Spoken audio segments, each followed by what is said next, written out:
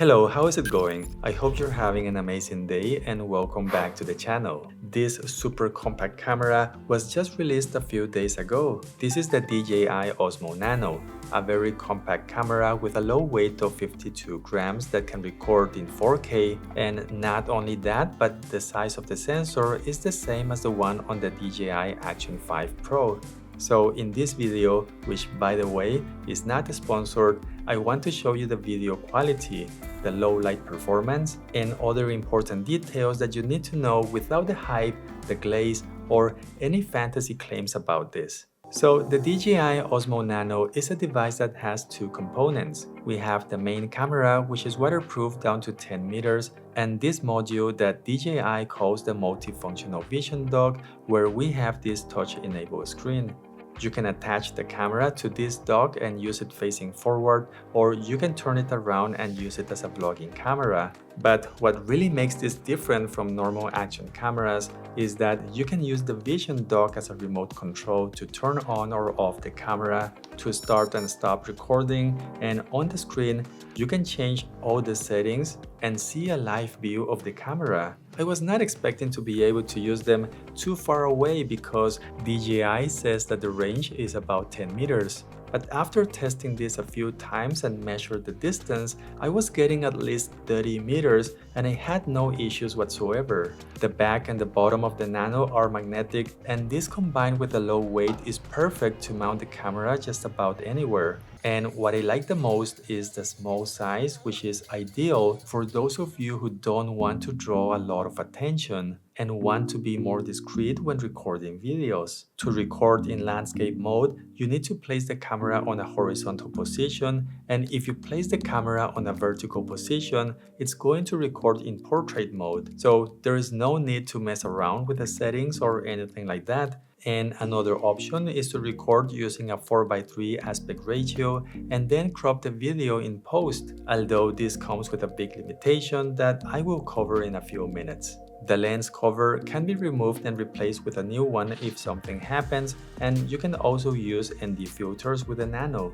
The main camera doesn't have a memory slot, but it has an internal memory of 64 or 128 gigabytes. But you can insert a micro SD card up to 1 terabyte inside the vision dock. Your videos are not going to transfer automatically from the internal memory, and you need to have both modules attached and then do it manually. It took me about 16 minutes to transfer 50 gigabytes, so you need to take that into account when you're using this. Now the 128 gigabyte version is only about $30 more expensive, and in my opinion, this is the best choice. You are going to be able to record for 2 hours and a half at 4K 24 frames per second, and using a lower resolution will get you more recording time. The DJI Nano can record with a maximum resolution of 4K with a high bitrate of around 100 megabits per second using H.265.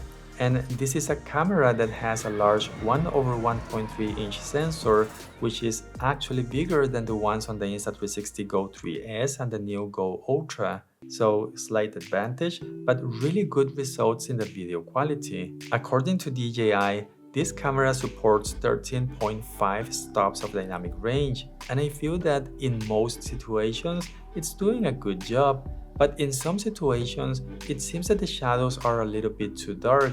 This shot at plain sight seems to be okay, but if you pay attention below the ATV, you can see that the sand is very dark, and honestly, this is not how I remember this to look like. And to prove it, this is the same shot taken with the Pocket 3. I can fix some of that in post by lifting the shadows, and I know that DJI can also fix this with a firmware update. But on the other hand, the videos that I shot using D-Log-M had a very impressive dynamic range, like in this example right here.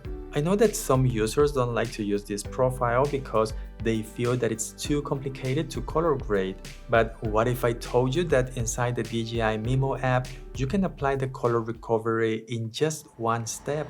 But there is nothing wrong if you want to record using the normal color profile. It does support 10-bit color, and in most situations, you can expect to get beautiful results in terms of video quality.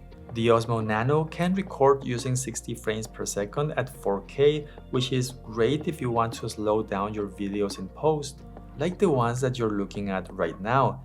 If you pay attention to the details, you should be able to notice a higher dynamic range, and I really like the video quality that we get with this frame rate. If you pay attention to the details, you should be able to notice a higher dynamic range, and I really like the video quality that we get with this frame rate, not only when there is plenty of sunlight, but also on cloudy days. Selecting slow motion on the camera is going to record at 120 frames per second.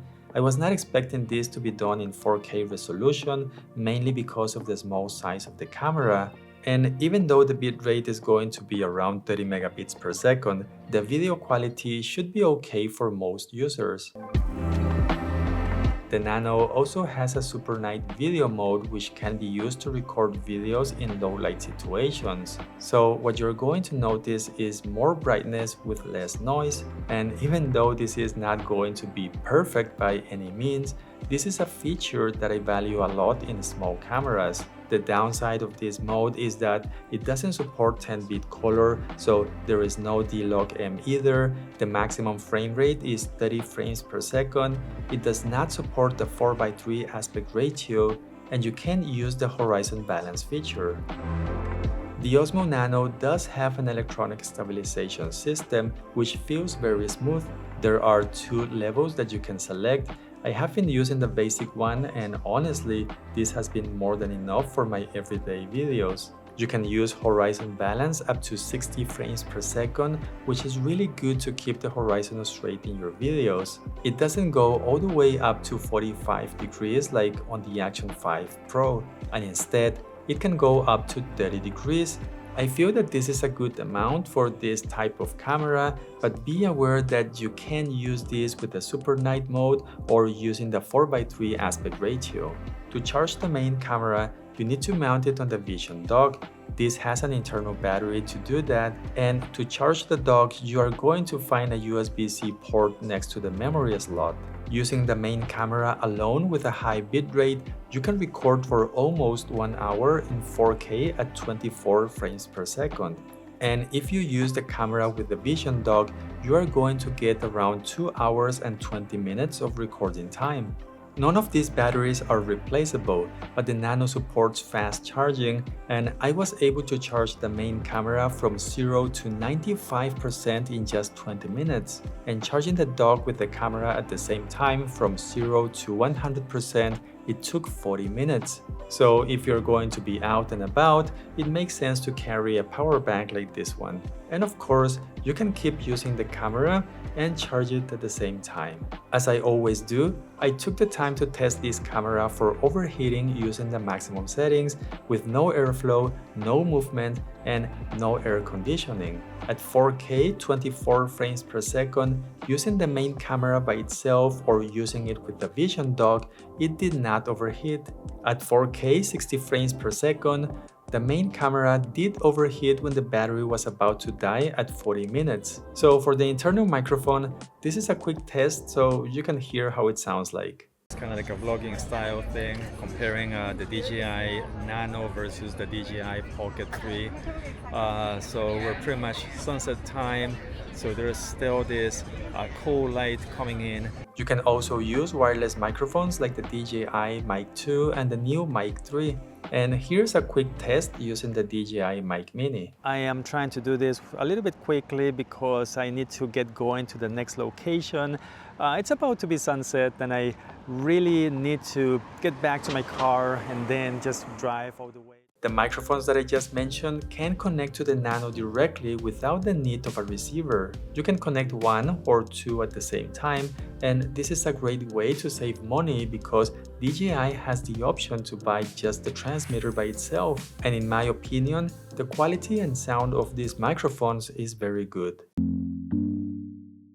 We can't deny that DJI has a very nice lineup of cameras that you can choose from, like the Pocket 3, which is the one I use the most. We have action cameras, and this one that records 360 videos. Now we have the Osmo Nano, which in my opinion is a good choice if you want a camera with a very good quality that is super lightweight and small, so it's easier and more convenient to use it for creative shots as well as hands-free or POV shots using some of the accessories that you get when you buy this camera, like this magnetic lanyard that you can wear under your clothes or this clip that goes in your hat. And like I said, it is so light that you're barely going to feel that it's there. The magnetic bag is great to mount this in different places, or you can use this mount that has a small suction cup. It was really nice to place this on a few locations and not draw any attention to myself. And because of the tiny size, the same is true when I use this camera for vlogging videos, and using the Vision dock as a remote control with a screen is one of the features that I like the most. The Osmo Nano also comes with this protective case for the main camera. You can also remove the suction cup from the upper section, and now you get a 1/4-inch thread hole at the bottom so you can use it on a tripod or an extension rod. And I like the fact that we can use the same quick release mounts that the Osmo Action 2, 3, 4 and 5 have, which is also the same that the Osmo 360 has. I don't like that I can't play videos remotely, so I need to attach the main camera to the Vision dock every time that I want to watch a video that I just recorded. And something else that can be annoying sometimes is that to transfer the videos from the internal memory to the micro SD card or directly to the computer, the camera has to be facing forward. It's really not a deal breaker, but I wish that this would work regardless of the position of the camera. And last but not least, can someone at DJI explain why we have this big logo on such a tiny device? This is a little bit too much, don't you think? The last thing that I want to mention is that the price of the Nano is very competitive in my opinion, much lower than the Insta360 Go 3S and the Go Ultra, without sacrificing the product or the video quality. If you want to check the current price or buy the Osmo Nano, you can use the links down below. And if you do so, it will help to support this channel. I hope you keep having an amazing day, and I hope to see you soon in the next video. Bye.